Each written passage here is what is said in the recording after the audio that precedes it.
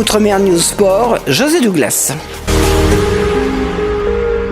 Monsieur Brival, Outre-mer News, donc tout est prêt à la Martinique, on sait que vous mettez le paquet. On met le paquet parce que c'est important, parce que c'est essentiel. C'est essentiel pour le territoire, c'est essentiel pour le tourisme, c'est essentiel aussi parce que c'est un événement qui est d'exception et qui est en fait finalement une très belle opportunité en fait, pour le territoire, pour développer le nautisme déjà bien sûr. Et puis je vous l'ai dit tout à l'heure, c'est très important aussi de travailler sur cette plage de haute saison qu'il faut faire agrandir au fur et à mesure. Et en fait finalement avec un événement comme celui-là, tous les 2 ans c'est vrai, on arrive à finalement commencer cette haute saison bien avant le mois de décembre, donc dès le mois de novembre, et c'est vraiment essentiel. Quel appel lancez-vous pour les Martiniquais qui vous regardent? Eh bien, je leur dis venez nombreux. Alors déjà parce qu'on a un équipage martiniquais qui vient, il faut pouvoir le soutenir tout le long de la course et puis bien sûr à son arrivée. Moi j'espère en tout cas qu'ils seront présents pour le voir. C'est important qu'ils soient là parce que c'est aussi, entre guillemets, l'opportunité de montrer que la Martinique est capable de recevoir des événements de qualité, des événements de niveau national, voire même international. Et finalement derrière, de te mettre aussi dans la cour des grands, parce que c'est essentiel aussi. Il ne faut pas seulement rester, on va dire, sur tout ce que l'on connaît, même si on a des marqueurs de territoire qui sont forts, qui sont intéressants. Il est important aussi d'avoir des événements de qualité qui sont capables de finalement nous donner une visibilité extrêmement importante. J'arrive à Glayer avec ton coéquipier. Vous êtes prêt pour ce départ dimanche? On a fait le maximum. Aujourd'hui, on a coché quasiment toutes les cases. Donc, d'un côté, les cases administratives. Donc, c'est vrai qu'officiellement, là, on a l'autorisation de prendre le départ au point de vue de l'organisation. Maintenant, nous, sur le bateau, on a encore des petites tâches à finaliser qui sont mineures. On dirait que le bateau, on a dépassé le cap des 85% en termes de préparation. Aujourd'hui, on va s'atteler à faire les choix pour arriver au plus proche des 100%. L'objectif pour nous, là, maintenant, étant de profiter des derniers moments. On a la famille qui est présente, on a aussi des partenaires, on a le baptême du bateau qui est prévu samedi. Donc c'est de déconnecter un petit peu de tout cet aspect préparation pour profiter et parler aussi stratégie, puisque là on a un front météo qui va passer donc dimanche, donc de commencer à se pencher un petit peu dans la course. Vous savez que les supporters martiniquais vous attendent de pied ferme? Alors oui, on a des échos, j'avoue que depuis, ça va faire 2 mois qu'on est ici, donc on est un peu déconnecté de tout ce qui se passe là-bas. Via les réseaux, on voit qu'il y a une émulsion en fait qui est en cours. C'est cool, c'est vraiment honorable en fait d'avoir la population qui nous soutient. C'est aussi pour eux qu'on fait ce projet-là, pour nous mais aussi pour eux.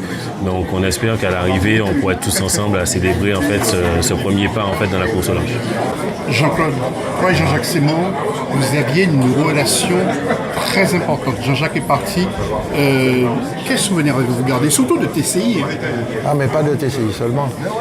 D'abord parce que Jean-Jacques, c'est un ami de longue date. Nous, ce qui nous a créé des liens encore plus importants, c'est qu'il est né, nous sommes nés le même jour, pas de la même année, il était un petit peu plus jeune, mais nous avons surtout vécu des débuts de la création d'un média, que ce soit à RCI ou que ce soit à TCI. Et je crois que ça, ce sont des liens qui ne peuvent pas s'en aller parce qu'on apprend à faire tout avec très peu de moyens.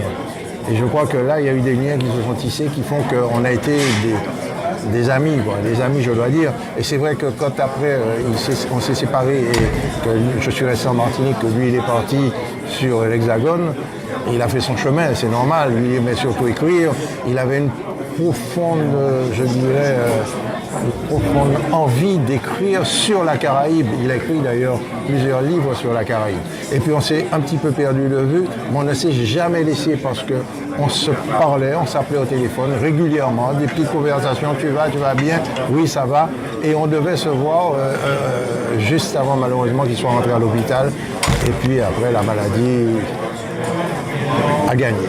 Pour conclure, Jean-Claude de Beauvais, c'est la voix de la mer, la voix des Yoles rondes. Ah, c'est beaucoup dire. Non, il faut... C'est beaucoup dire. Non, disons que peut-être que beaucoup de gens ne le savent pas, mais j'ai commencé à faire de l'aïeul, j'avais 10 ans. J'avais 10 ans, je faisais de l'aïeul. Et après, j'ai fait de la voile moderne, j'ai fait beaucoup de compétitions, des championnats du monde.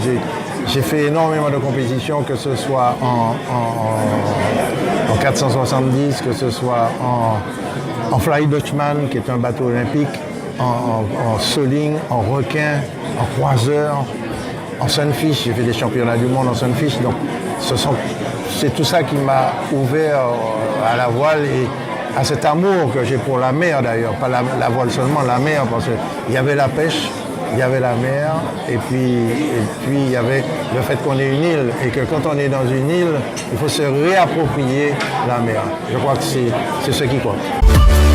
O-News Radio sur outremernews.fr.